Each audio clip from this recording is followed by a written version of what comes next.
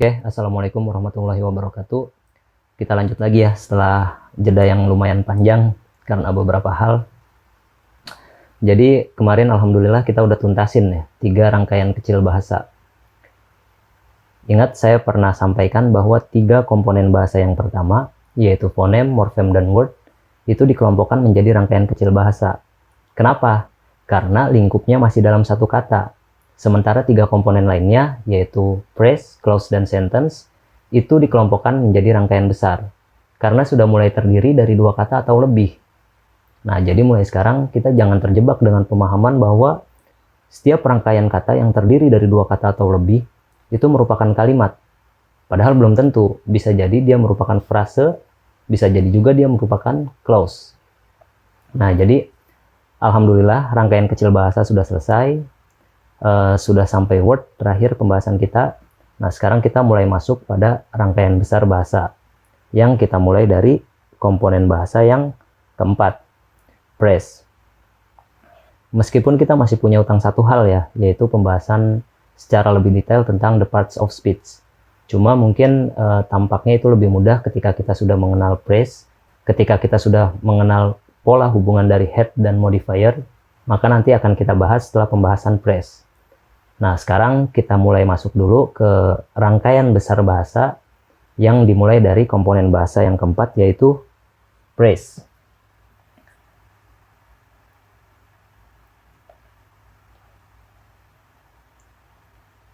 Atau kalau dalam bahasa Indonesia, phrase ini disebut dengan frase ya. Frase. Jadi setiap rangkaian kata itu belum tentu menjadi sebuah kalimat, tapi bisa jadi dia merupakan phrase. Nah, bagaimana cara membedakannya?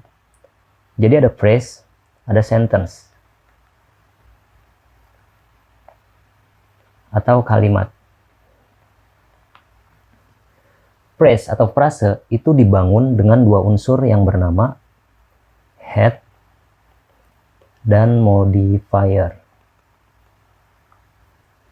Ini 2 pembangun inti, 2 pembentuk inti dari rangkaian kata berupa phrase. Sementara sentence dibentuk dengan subject plus verb. Dimana nanti verb ini bisa berupa kata kerja ketika jenis kalimatnya adalah kalimat verbal.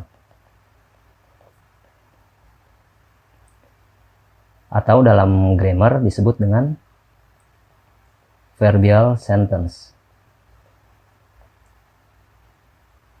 Atau dalam gramatika bahasa Arab disebut dengan jumlah fi'liyah. Nah, ini sekaligus disclaimer ya. Kenapa sih gitu saya kerap membandingkan dengan gramatika bahasa Arab? Jadi begini, mungkin ada teman-teman yang udah terlebih dahulu belajar gramatika bahasa Arab dan sekarang baru mulai pengen belajar grammar, atau sebaliknya. Mungkin ada teman-teman yang udah belajar grammar terlebih dahulu dan sekarang baru mau memulai belajar gramatika bahasa Arab. Itu bisa punya gambaran gitu. Bisa punya gambaran untuk memahaminya. Karena sebetulnya teori gramatika dalam seluruh bahasa itu bisa dibilang kurang lebih sama. Secara teori sama, hanya beda pada penamaan istilah-istilahnya saja. Itu satu. Yang kedua, seluruh teori gramatika bahasa itu sudah final. Sudah selesai, sudah nggak akan berkembang lagi. Selamanya yang namanya the parts of speech itu ada 8. Nggak mungkin tiba-tiba di abad mendatang nanti berubah gitu. Tiba-tiba jadi 10. Atau bahkan lebih kecil, jadi 5 gitu. Nggak mungkin. Selamanya, kalau ja'a ya zaidun. Nggak mungkin zaidan, nggak mungkin zaidin. Yang namanya fa'il itu harus dibaca rofa. Nggak mungkin di abad mendatang atau di dekade mendatang gitu tiba-tiba berubah gitu. Yang namanya fa'il dibaca nasob atau dibaca jer. Nggak mungkin. Jadi seluruh teori bahasa, seluruh teori gramatika bahasa itu sudah final, sudah selesai, nggak akan berubah. Yang mungkin berubah adalah kosakatanya, vocabulary-nya, atau kalau dalam bahasa Arab mufrodatnya. Itu mungkin bisa berubah. Hari ini kita kenal dengan kata hoax, kita kenal dengan kata viral misalkan. Kita nggak tahu di hari-hari mendatang nanti akan lahir kosakata seperti apa lagi. Nah, itu yang selalu berkembang kosakatanya. Makanya kita sebagai orang yang cinta dengan bahasa gitu, ya harus terus menerus mengupdate kosakata kita, harus terus mengupdate perbendaharaan kosakata kita. Ya satu-satunya jalan ya dengan banyak membaca, nggak ada cara lain. Jadi itu yang terus-menerus akan berkembang, yang akan terus-menerus lahir sesuatu yang baru, kosakata yang baru. Bisa lahir dari sains dan teknologi, bisa lahir dari kebudayaan, bisa lahir dari kesenian, dan peradaban lainnya. Tapi kalau teori sudah final, seluruh pembahasan kita dari awal, dari the components of language, sampai pembahasan ini, itu selamanya akan seperti itu, nggak akan berubah. Dan sekali lagi saya tegaskan bahwa seluruh teori gramatika dalam bahasa apapun, itu secara teori kurang lebih sama. Maka ketika kita menguasai salah satu gramatika bahasa, baik itu Inggris, baik itu Arab, itu insya Allah ketika kita belajar gramatika bahasa lainnya, itu akan lebih mudah. Nah, maka itu alasan saya kenapa kerap mengkomparasikan atau membandingkan dengan gramatika bahasa Arab. Agar, yaitu tadi, mungkin ada teman-teman yang sudah belajar gramatika bahasa Arab duluan, dan baru memulai belajar grammar, atau sebaliknya sudah belajar grammar duluan, dan sekarang hendak memulai belajar gramatika bahasa Arab, itu bisa punya gambaran logika gitu di dalam kepalanya, bisa lebih mudah memahaminya. Jadi itu alasan saya seperti itu. Oke, kita lanjut. Nah, verb ini dia bisa berupa kata kerja ketika kalimat verbal, atau verbal sentence, atau jumlah fi'liyah. Tapi dia bisa juga berupa anggota be. Nah, nanti kita akan sampai pada anggota be ini. Ketika dia jenis kalimatnya kalimat nominal, atau dalam grammar disebut dengan nominal sentence, atau dalam gramatika bahasa Arab disebut dengan jumlah ismiyah. Nah, ini perbedaan paling prinsipil ya, perbedaan paling dasar antara phrase dan sentence, atau antara frase dan kalimat. Phrase dibangun oleh head dan modifier. Sesuatu yang dijelaskan dan sesuatu yang menjelaskan. Sementara sentence dibangun dengan subjek dan verb, fi'il dan fa'il, kalau dalam gramatika bahasa Arab. Fi'il dan fa'il ketika jumlah fi'liyah, atau mubtada khobar ketika jumlah ismiyah. Nah, itu perbedaan paling mendasarnya. Jadi yang satu dibangun oleh head dan modifier, sementara yang satunya dibangun oleh subjek dan verb. Nah, terkait frase ini memang kalau dalam gramatika bahasa Arab itu dia lebih konkret ya dalam penamaan istilahnya. Dia disebut dengan sibeh jumlah, syibhul jumlah.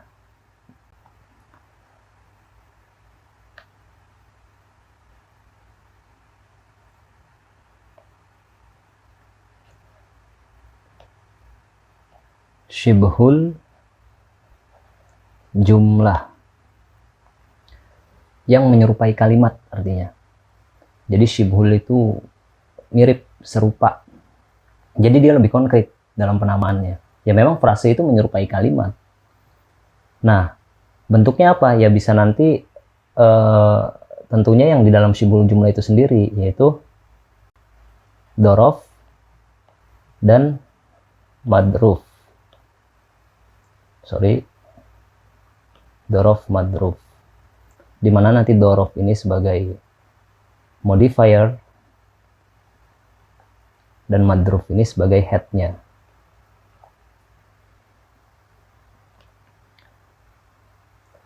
Lalu jar majrur itu juga merupakan rangkaian phrase,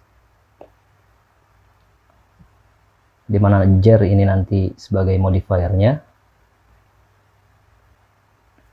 dan majrur sebagai headnya. Lalu yang lain ada banyak lagi, misalkan susunan idofah,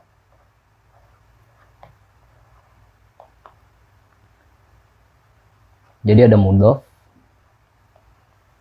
dan mudhof ilaih. Nah, mudhof ini nanti sebagai headnya dan mudhof ilaih sebagai modifiernya. Lalu naat man'ut itu juga merupakan susunan frase ya. Naat man'ut. Naat ini nanti modifiernya, dan man'ut sebagai headnya. Nah ini bentuk frase dalam gramatika bahasa Arab ya. Jadi sama aja sebetulnya secara teori, yaitu tadi perbedaan hanya terletak pada penamaan istilah-istilahnya aja. Nah, misal saya punya rangkaian kata buku yang tebal. Buku yang tebal. Thick book.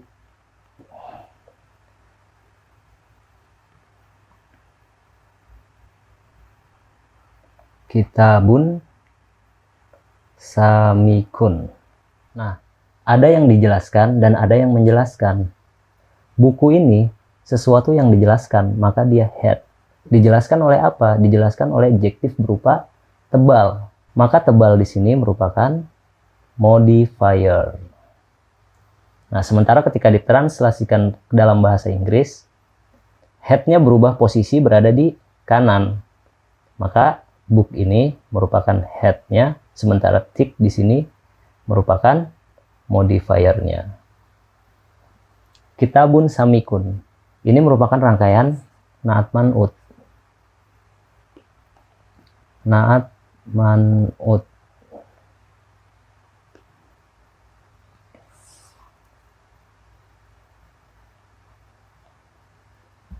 Samikun ini naatnya, sementara kitabun ini yang dijelaskannya atau yang disifatinya, yaitu man'ut.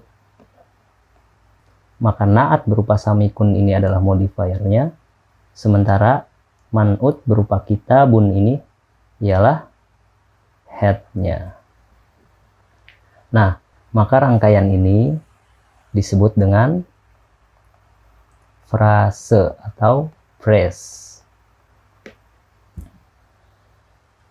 Berbeda kalau kita ubah bentuknya menjadi seperti ini.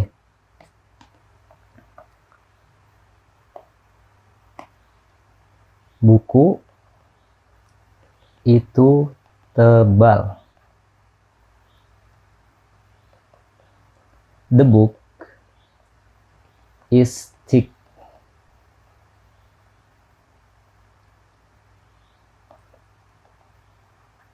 Al-kitabu samikun. Ini udah bukan lagi merupakan phrase, tapi sudah memenuhi syarat untuk menjadi sentence, untuk menjadi kalimat. Karena sudah memiliki subjek dan verb. Seperti yang saya bilang tadi, bahwa verb itu nggak harus selalu kata kerja, tapi bisa jadi dia merupakan anggota be ketika kalimatnya kalimat nominal. Dan is ini merupakan anggota be. Jadi the book is thick itu merupakan kalimat nominal. Penjelasannya nanti ketika kita sudah masuk dalam komponen bahasa yang terakhir, yaitu sentence. Kita akan bahas di sana.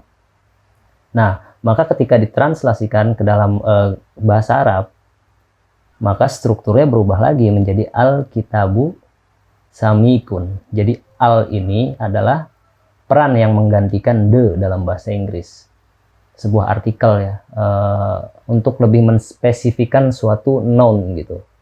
Jadi kalau dalam istilah nahwunya nanti disebut dengan isim ma'rifat. Jadi dia lebih spesifik, buku yang itu gitu. Maka di sini dia bukan lagi berpola naat man'ut, melainkan subjek dan verb. Atau karena ini merupakan jumlah ismiyah, maka ini bukan lagi naat man'ut, tetapi al-kitabu ini merupakan mubtada, dan samikun ini merupakan khobar. Jadi susunannya udah bukan naat man'ut lagi, tetapi mubtada dan khobar. Karena dia jumlah ismiyah. Jadi yang di kiri ini adalah phrase, sementara yang di kanan ini adalah sentence. Meskipun keduanya sama-sama terdiri dari 3 kata ya dalam bahasa Indonesia. Buku yang tebal dan buku itu tebal. Tapi yang pertama tidak bisa disebut sentence, karena dia tidak memenuhi syarat dari sentence, yaitu memiliki subjek dan verb. Oke, sekarang kita coba petakan ya. Kita tetap mengupayakan agar ngaji grammar kita tetap sistematis seperti yang kita harapkan pada video pertama dulu.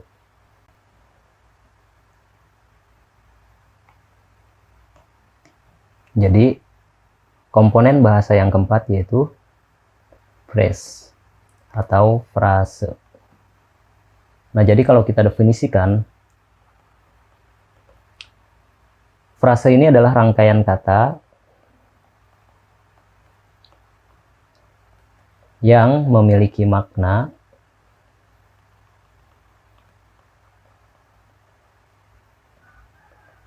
dan berpola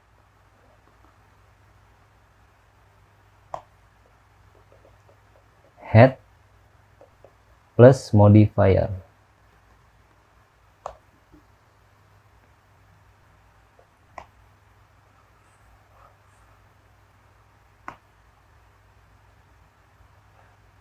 Head ini adalah hal yang dijelaskan, sementara modifier adalah hal yang menjelaskan. Jadi nanti bentuk polanya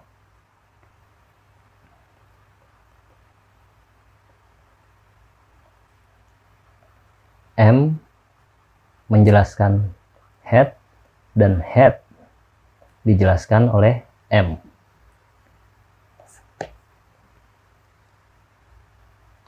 Tadi udah kita contohkan, misalkan buku tebal, di mana buku ini sebagai head dan tebal ini sebagai modifier. Lalu rumah kosong misalkan, rumah ini sebagai head dan kosong merupakan modifier dan sebagainya ya. Pokoknya setiap rangkaian kata yang tidak terdapat subjek dan verb atau belum terdapat subjek dan verb. Karena apa? Karena dia belum mampu memberikan makna yang sempurna atau jumlah mufidah kalau dalam gramatika bahasa Arab ya. Nah, nanti ketika dia sudah terdiri dari subjek dan verb, barulah dia bisa memberikan makna yang sempurna. Nah, phrase ini ada banyak lagi bentuknya. Nanti kita mulai dengan pembahasan noun phrase. Ini bentuk phrase yang paling pertama. Lalu nanti ada verb phrase. Lalu ada adjective phrase.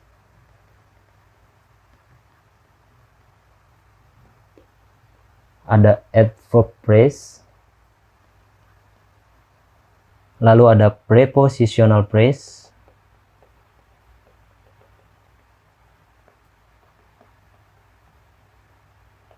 Ada exclamatory phrase.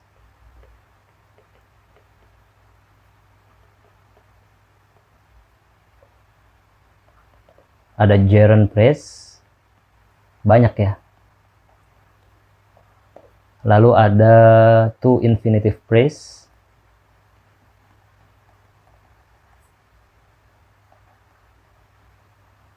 Dan yang terakhir ada participle phrase.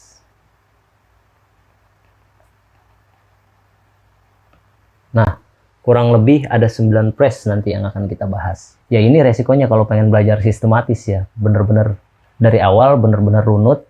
Sehingga ya butuh waktu yang panjang memang. Tapi ya semoga dengan begitu kita lebih mudah untuk paham gitu. Dan pemahaman kita akan lebih kuat. Jadi ya kita santai aja belajarnya. Dinikmatin aja. Karena ya belajar bahasa itu memang harus pelan-pelan. Oke, mungkin ini sekilas gambaran aja ya tentang phrase, tentang pola hubungan antara head dan modifier. Nanti pada sesi berikutnya kita masuk pada bentuk phrase yang pertama, yaitu non phrase. Oke, terima kasih. Assalamualaikum.